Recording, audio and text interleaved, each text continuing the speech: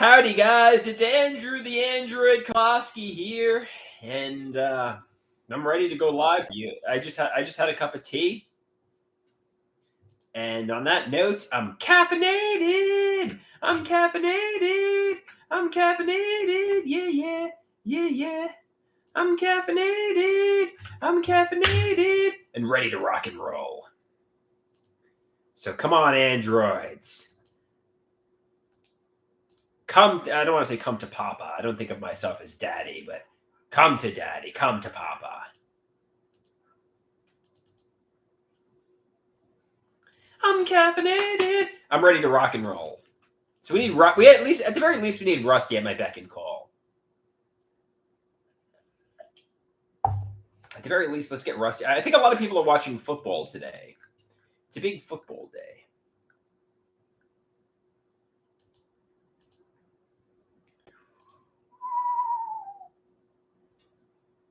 Yeah, man.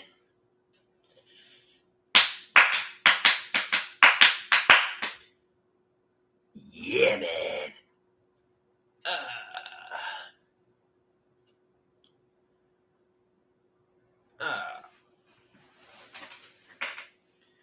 Hey, TV, he says, nice teeth. Look at my teeth, man.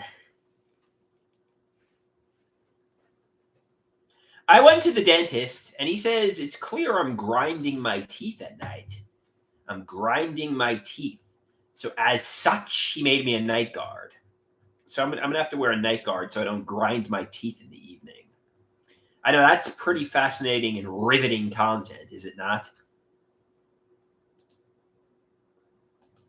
I'm gonna wear a night guard when I go to sleep so I don't grind my teeth. Somebody likes the shirt. Thanks. Thanks, Zen Zen. TV says it's not riveting content. Nobody gives a shit that you're going to be wearing a night guard. Yeah, I was being sarcastic. I realize it's not really that interesting.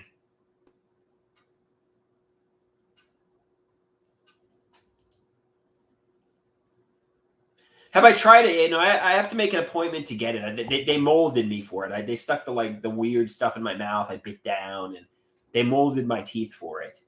But I don't actually have the night guard yet.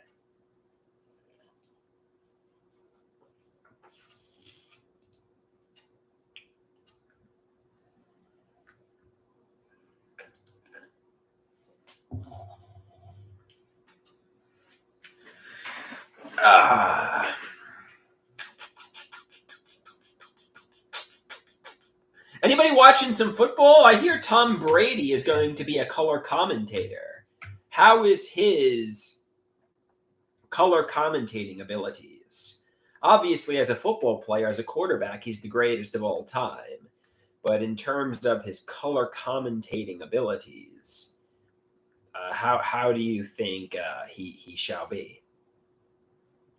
I mean, I think that's going to take place this evening, right?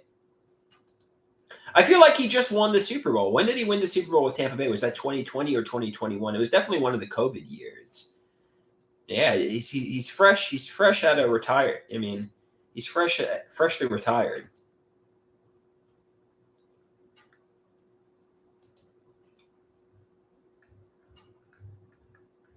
I'm gonna miss him in the Super Bowl. You know, I remember watching him, you know, in the Super Bowl, and he seemed like he was always winning. And football is specifically set up so there's no dynasties, and he had a dynasty with the New England Patriots. If only he won that undefeated season in 2007, 2008.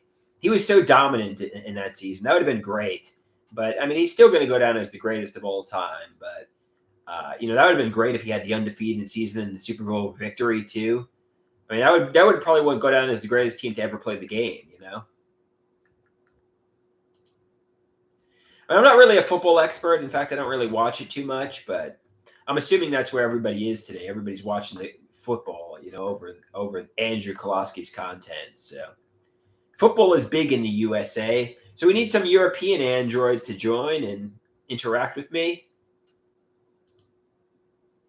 And to my European androids, when I say football, I'm not referring to soccer. I'm referring to football Americano. That's what I'm referring to here.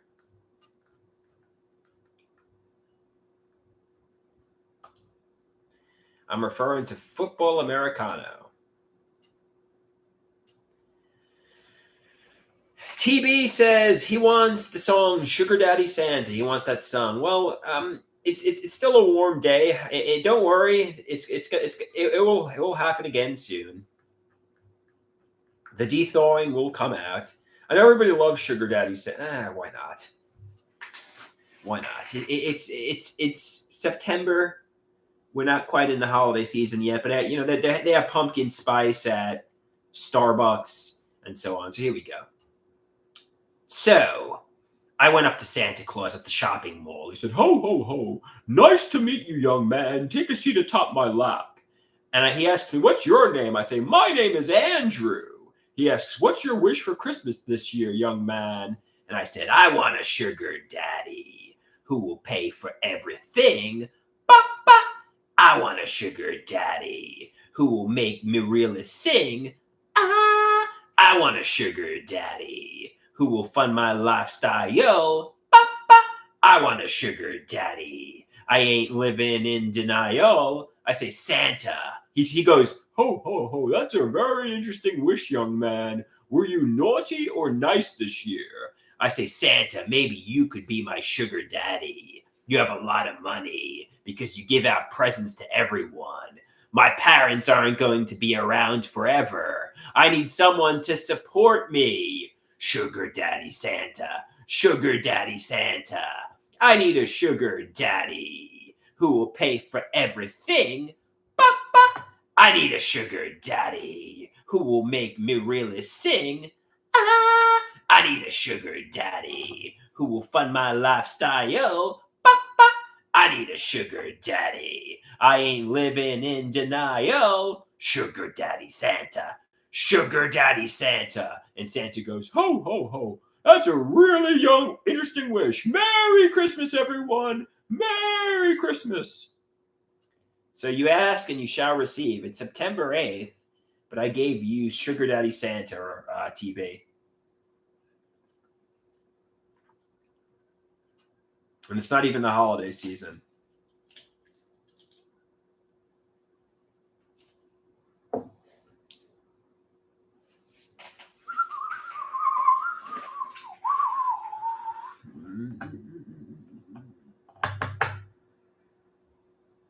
You there? You guys there? It seems like the chat is dead.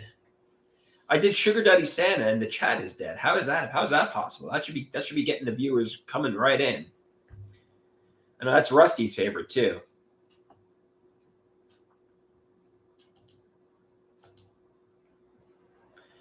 Let me do Sorry.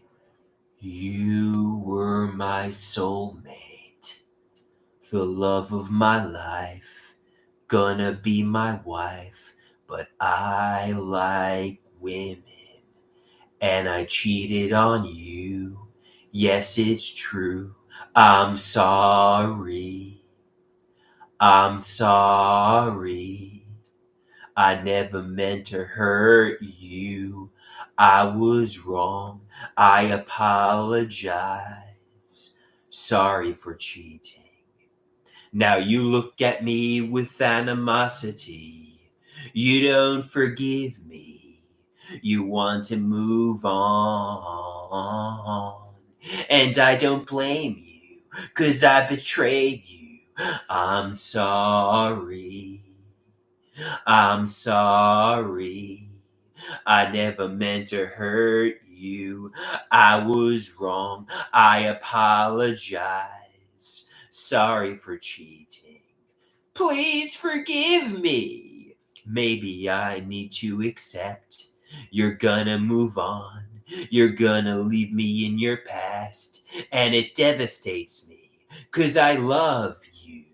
I adore you. I don't want to lose you. I'm sorry. I'm sorry. I never meant to hurt you. I was wrong. I apologize. I want to cry. Sorry for cheating. I'm so sorry. I'm so sorry.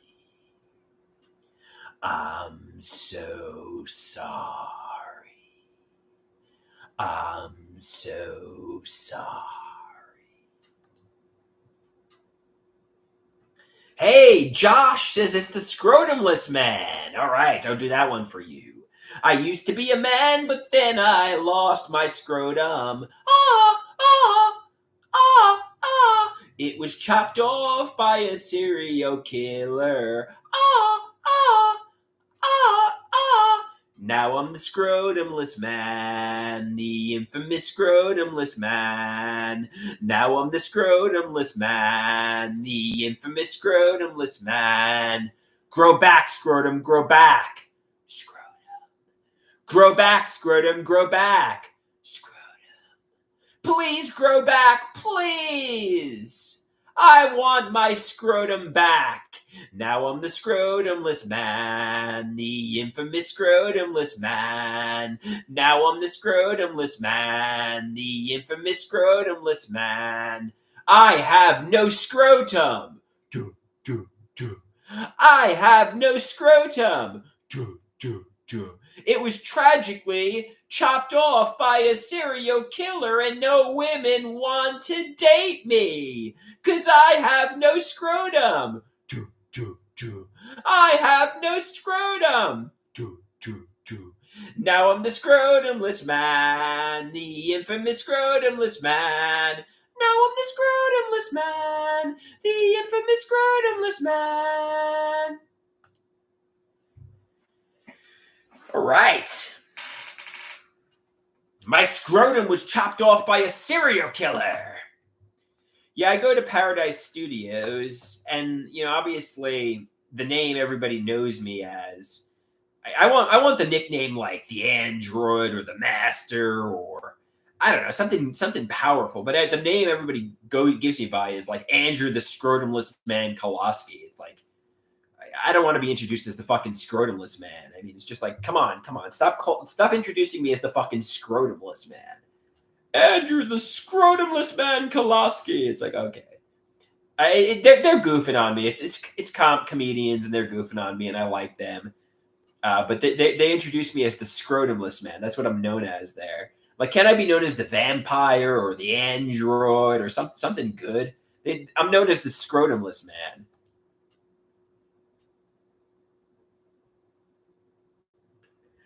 I mean, that's the song that stuck. That's the nickname that stuck. So I mean, the nickname I'm known as by people there is the Scrotumless Man. So I don't know. Like, it's the Scrotumless Man. I don't really particularly like that nickname. I like the song. I don't particularly like that nickname though. But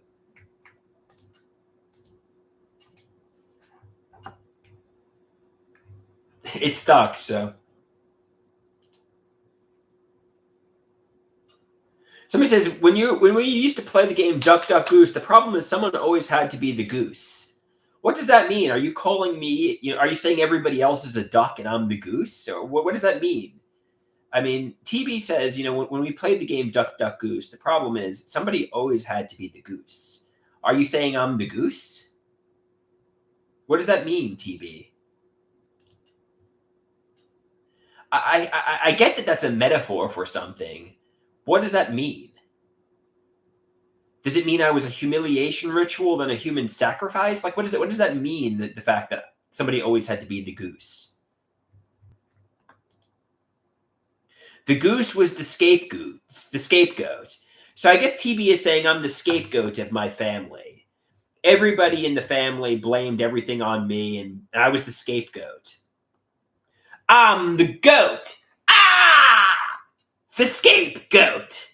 I'm the goat. Ah! The scapegoat. Friends and family point their finger at me. They blame everything on me, justified or not. I'm the goat. Ah! The scapegoat. I'm the goat. Ah! The scapegoat. Everything's blamed on me. But the truth is, there's a lot of problems, and I'm not the sole problem here. I'm the goat. Ah! The scapegoat. You know how Tom Brady is the GOAT at football? I'm the GOAT. Ah! The scapegoat. Some Guaf says this guy is fucking awesome. Thank you. I appreciate that. I appreciate that. My family doesn't think so, though. They say I'm a monster. They blame everything on me. I'm the scapegoat of my family. My family doesn't think I'm awesome, but I'm glad you think I'm awesome.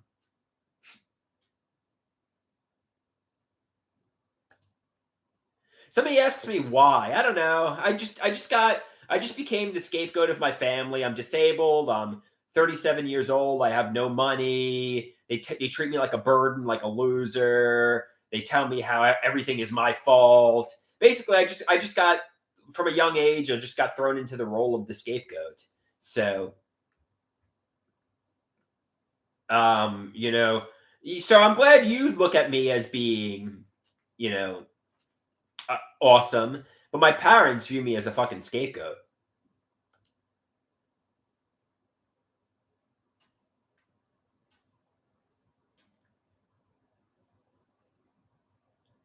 They blame everything on me, even though it's not my fault.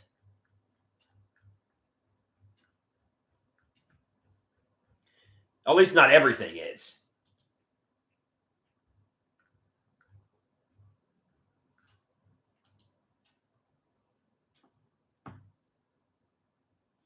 Somebody says, I'm doing well. Thank you. Thank you, Daniel. Or Darrell. It's Darrell. We got Darrell in the house.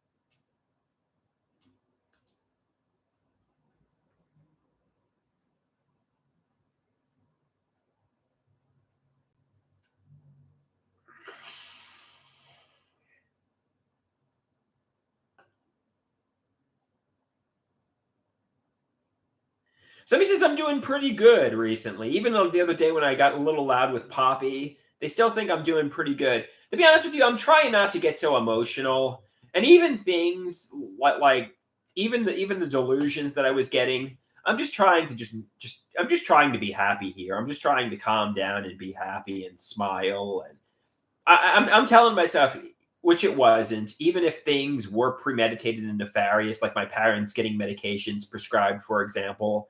I'm just trying to tell myself, you know what, just fuck it. It is what it is. It's the past. What am I going to do about it? Just be angry about it for the rest of my life? And they say they never had nefarious intentions. They say they always were trying to do the right thing by me. I personally think they probably did have nefarious intentions, but what am I going to let it ruin my fucking life? You know what I mean?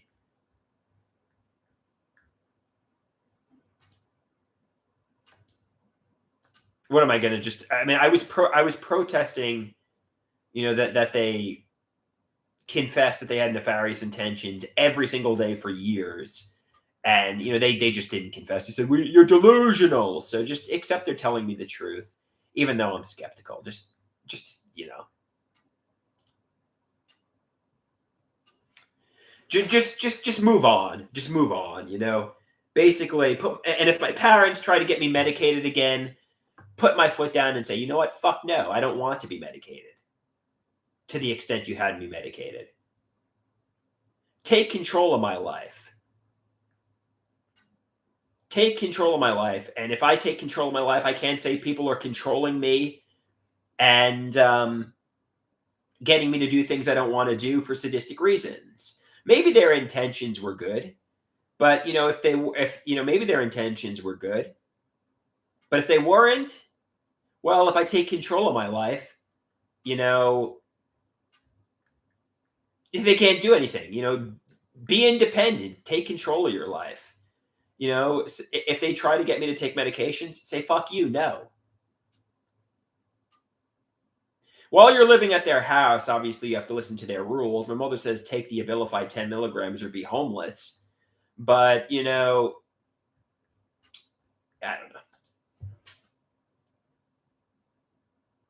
Somebody says many people let delusions ruin their lives. That's why it's always important to catch it, check it, change it.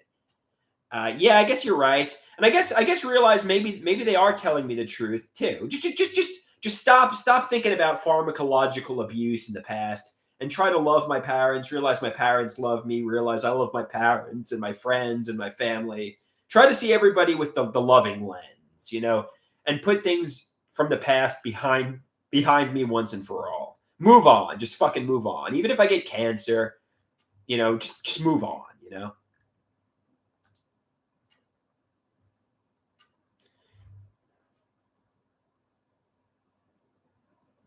Somebody says, I would choose homelessness, but only if the Abilify was getting me high enough. Abilify could be a good thing for all I know. I'm taking 10 milligrams of Abilify. I don't want to take it. My mother and father want me to take it. But I'm taking it. I've taken it every day compliantly for months. But it is what it is. Basically, it's learned helplessness. They say, okay, you don't have to take the medication. Be homeless then. Live on the streets. To live here, I have to take the medication because my parents are forcing me to. That's basically the name of the game.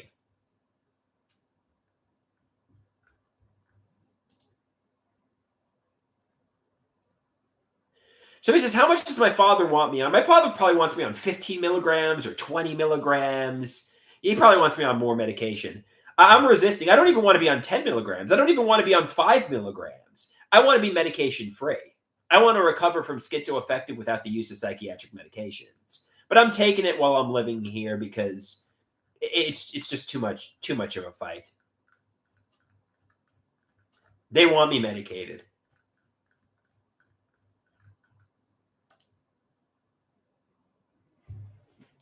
Now, when it comes to the mega regimen from many years ago, it's the same thing. It was my mother who wanted me to take those medications. She says, "Oh, it was your doctor who said they were necessary." No, it was my mother. My mother would often talk for me and control my narrative, and she says her intentions were never nefarious. She says, "No, it's between you and your doctor." I'm like, "No, it was you, mom. You're the reason I was heavily medicated. You're the reason I was taking the mega regimen." But, if you say your intentions were never nefarious, it's easier to swallow those pills. But if she was trying to render me a vegetable mind and give me cancer, I'm told there's no medical evidence that they're aware of that the medications that were prescribed to me by my psychopharmacologist give cancer. On the contrary, I'm told the medications turn off T cell surveillance. When you don't take medication, your body is inflamed, and that's what causes cancer, untreated schizoaffective disorder. Okay, seems fishy, seems unnatural, but I don't know. I don't fucking know, man. Just put it behind me. I don't have cancer as of my last physical last year. Just whatever. My mother would email Copland that I was misbehaving, and he would prescribe medications like lithium. She would talk with me at the end of my sessions. She would convene with Copland, and she would go to my sessions with me.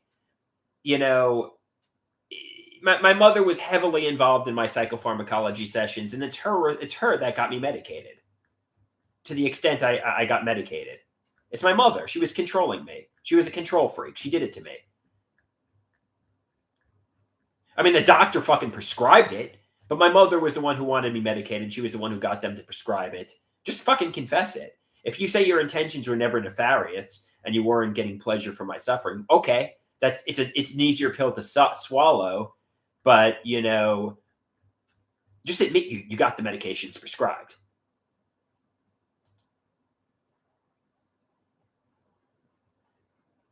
Somebody says some parents are abusive, but I don't think any parents would want their kids to be a vegetable mind. I don't think my mother would want to give me brain cancer or any form of cancer, colon cancer, or cancer in general.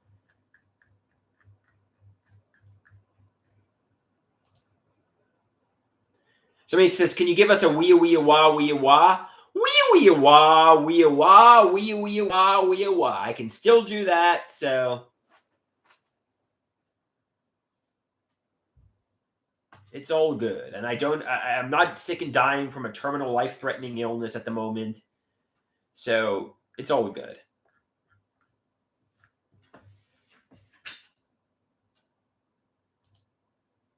Somebody says, I still got it. I still got it.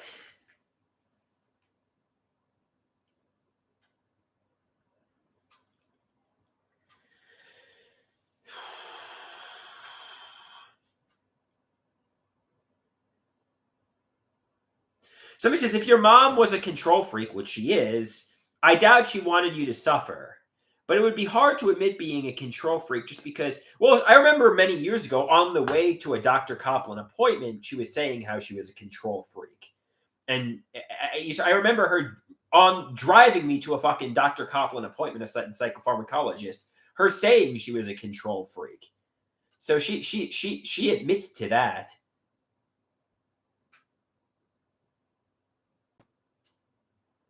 I mean, maybe she thought the mega regimen was necessary because I don't fucking know. But I didn't want to take that shit. My mother wanted me to take it.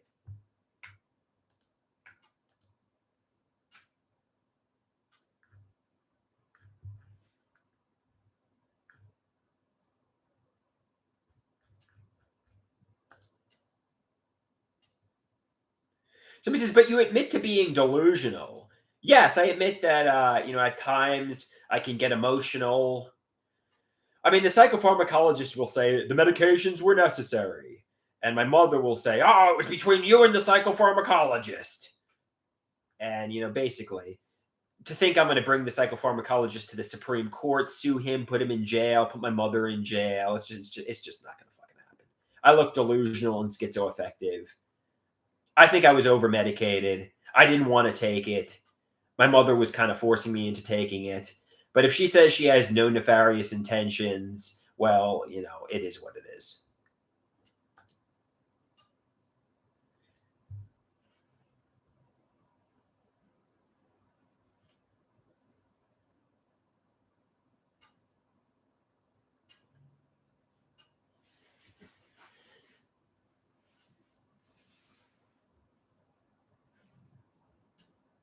Somebody says, we all witnessed the rib meat when I was choking on spare ribs.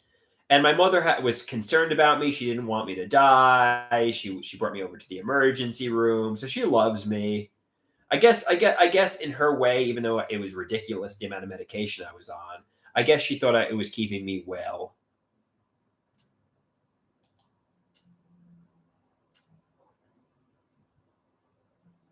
So Darrell says his parents would never make him take medication. They're afraid to even say there's a problem.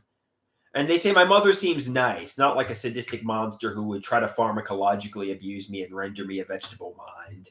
So catch it, check it, change it, basically.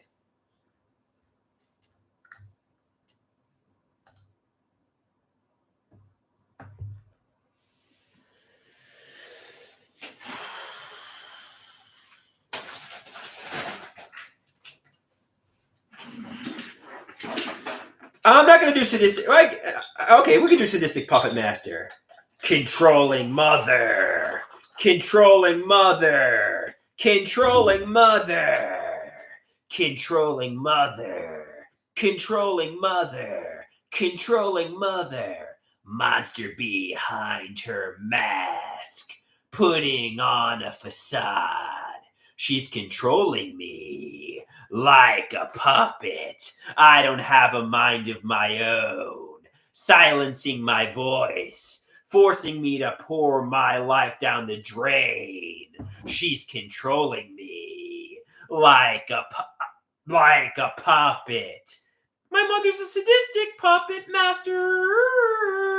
Sadistic puppet master. My mother's a sadistic puppet master.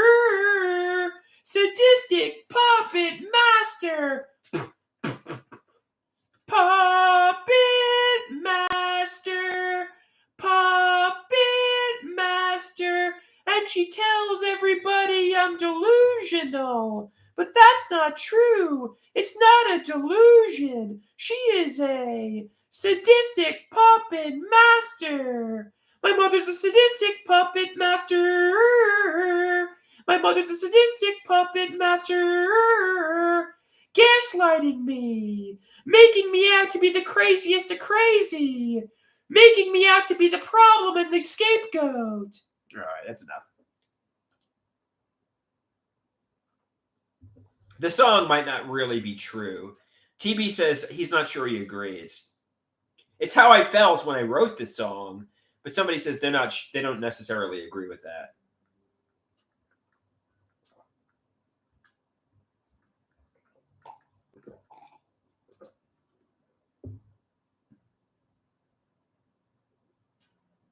Somebody says, aside from the beef with the Abilify, how is she stopping you from moving forward? She seems really nice, and you're blaming her. You seem like she doesn't even. Somebody says it seems like schizoaffective disorder. I know I'm told my chains are internal, not maternal.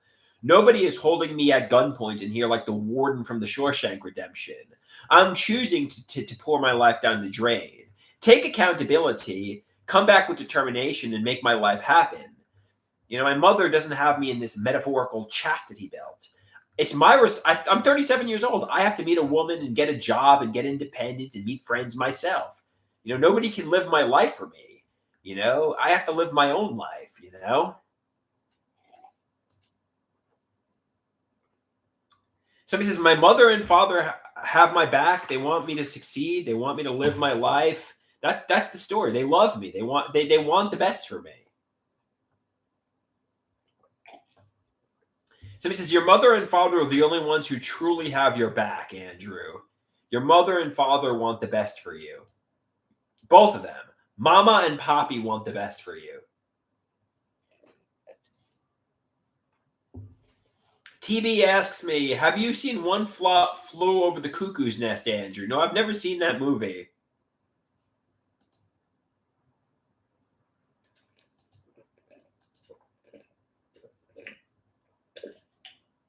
I'm assuming it's about mental health issues, psychiatric asylums, and so on.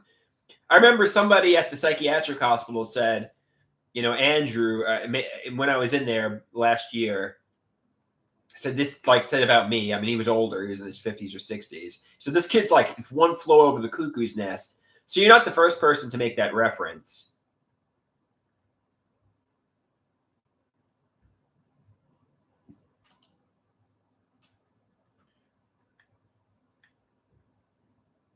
So he says, I should see the movie. It's a really good movie. So he says, my mother got me a really nice washing machine, and so on. Nobody is torturing me. I have it pretty good. It's better than homelessness. It's better than the psychiatric hospital. Everything's pretty good. It's all good.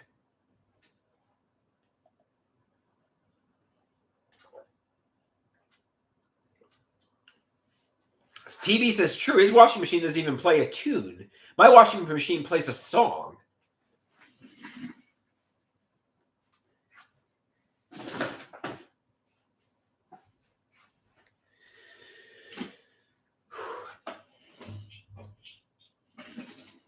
All right, guys, I think I'm going to get going here. It was good chatting with you. Adios, amigos and amigas. Peace out.